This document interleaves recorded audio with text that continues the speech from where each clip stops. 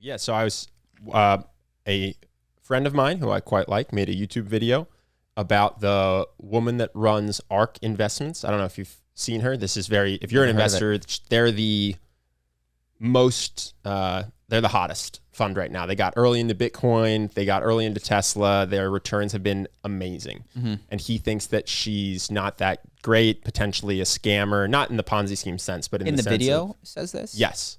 In the sense of taking advantage of young people who don't know any better. And so he made the video to try to make people aware that she's overhyped and not to be trusted. And one of the things that he did in the video was he talked about, from 2000 to 2010, she only had a 0.8% return over a 10-year period. Her long-term track record was awful. She's just gotten lucky with Bitcoin and Tesla, and we're being suckered into believing that she's a genius when she's not. And I went, well, what did her peers do from 2000 to 2010? Yeah. And what did the S&P do from 2000 to 2010? And it turns out that that's called the lost decade because there were 2 recessions and no one did well. Yeah. And she was multiple percentage points better than the S&P pre-fees, but post-fees a little bit worse. And his point could have been, listen, over a long period of time, she's going to underperform the S&P and these 2 things. She's just gotten lucky with Bitcoin and Tesla. But in an effort to make his point, he just put up the 0.8% in a vacuum as if it was awful. And I just thought that was interesting because we've talked about this before, like people who potentially have the right conclusion will try to convince you there in any way they can. And we talked about this with the movie Cowspiracy as well. That guy has what I think is a great point, which is don't eat cows from factory farms. But he lies his way there. And it's just such a bummer because he doesn't even lie his way there. He has some lies, the framing of which, the biggest one is that he frames the documentary around the idea that he was just like checking up some things on the internet. He's been an animal rights activist for a while. Yeah, and the whole framing is untrue. And then there's a handful of points that are unfairly construed, not fair comparisons, that sort of thing. Even though there's a ton of, I'm sure, reasonable contributions. So it's not pure lies. It's just these things that stick out, like you're mentioning. Yeah, and for me, it just turns me off to the whole message. But I actually also recognize that I'm probably in the minority. So it's just frustrating because I go, I know this is probably the most effective thing for you if you care more about the ends the most. But yeah, for me, I think it just highlights anytime you see data without context to be very, very, very cautious. And I think that any time you see a statistic or someone using numbers to try to prove their point, it's probably been cherry picked. And I don't really know what to do with that because ideally you'd like to rely on the numbers, and the alternative to relying on the numbers is just going with your gut and what feels right. But it's something I've seen a lot with a lot of issues is people just quote, death rates or whatever it might be without putting that into context of other things or other time periods or whatever it might be. So yeah, just be wary, I guess is my continued takeaway because people will just pull out of context. 10 years, 0.8%, it's awful. Sounds terrible. The S&P did 1%, so it's not that awful. It's technically underperforming. What is that criticism? You know better than I. Okay, I guess there's Warren Buffett's, but even if you look at Warren Buffett's stretch, he did much better, I believe, in the first part of his career, and then I don't know how he does. So if you look at I just saw a chart of his career. I think he got off to a much better start and then his cruise, but the compounding interest from that has been really good over the course of his career. Isn't this true of most investing and investors? Is like nobody knows what's going to fucking happen. Yeah. It's a weighted coin flip if you're a good investor is what it sort of seems like. Like you're more likely to get it than to miss it.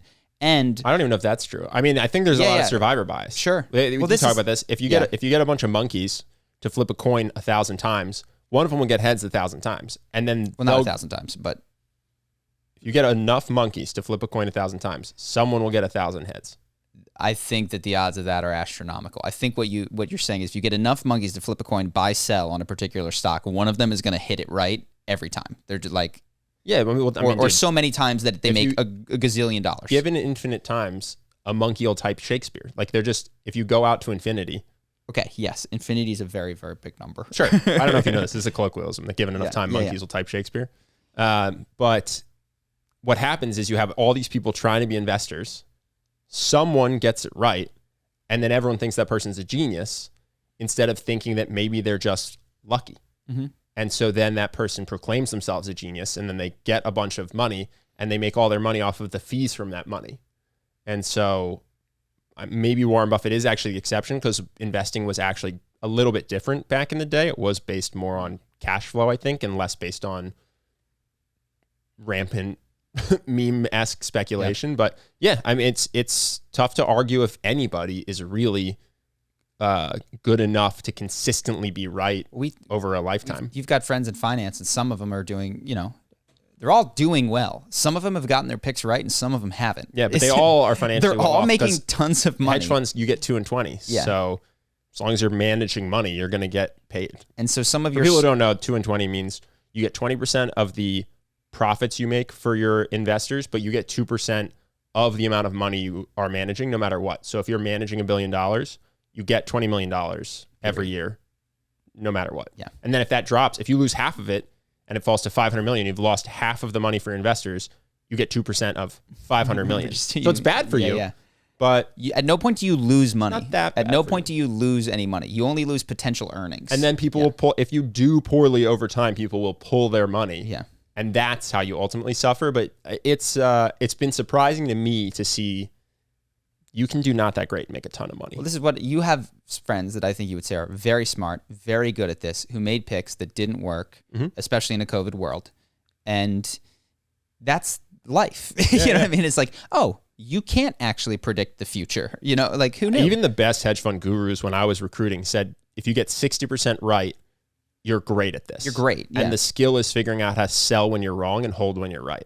Well, and then also, okay, so take that. So if all you need is 60% to be considered great, and there's 10,000 people who are trying, 5,000 of them are going to do worse than, and some of them will hit 60 and will say that they're great. And then they'll have a couple bad years and we'll go, oh, that's just a fluke. It's bad luck. It's like, well, what if this whole game is luck and you were just right at the beginning of it, and that all this technical analysis is obscuring the fact that you don't know what's going to happen in the future. And what you pointed out to me, which I do think is fair, is private equity kind of breaks this mold in finance, because what private equity does is it takes a controlling interest in the company that they're doing and doesn't just bet on the future, but similar to how you can stack the odds in your favor to make your company successful. They go, this is my company. I'm going to fire, hire, make changes, change the product line, kill this thing, and run this differently, which stacks the deck in my favor and isn't just a bet of, which way the wind will blow, but is still affected by They do a lot of things. I mean, private equity is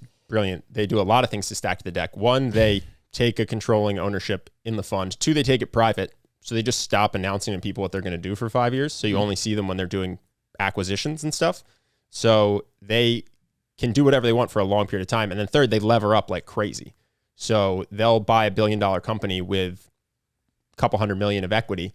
And then if the company goes up 30%, they double their money because of how much leverage they've used. Yeah. So it's a totally different game.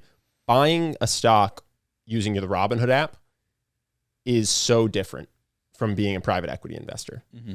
And to me, I'm obviously incredibly biased. That's my history. And I also still have money with them, and it's the best. I wish they would take more of it, but they won't take any more of my money. They're disinterested. Yeah, I mean, private equity seems like the way to go if you're going to be an investor. Which is essentially own a business and influence it, and that creates a lot more control. And by the way, some private equity companies lose money. Some companies they buy go bankrupt and they lose all their money. Dude, we might.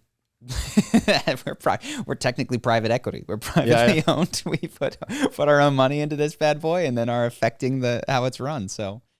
Hope that you guys enjoyed that clip. If you want to see more like this and have us do more podcasts, we are 100% funded by our generous patrons. And if you'd like to contribute, there's a link in the description, and we'll have one pop up on the screen right here so that we can do more podcasts where we have fun conversations and hopefully some deep ones like this. Either way, hope that you enjoyed the video, and I will see you in the next one.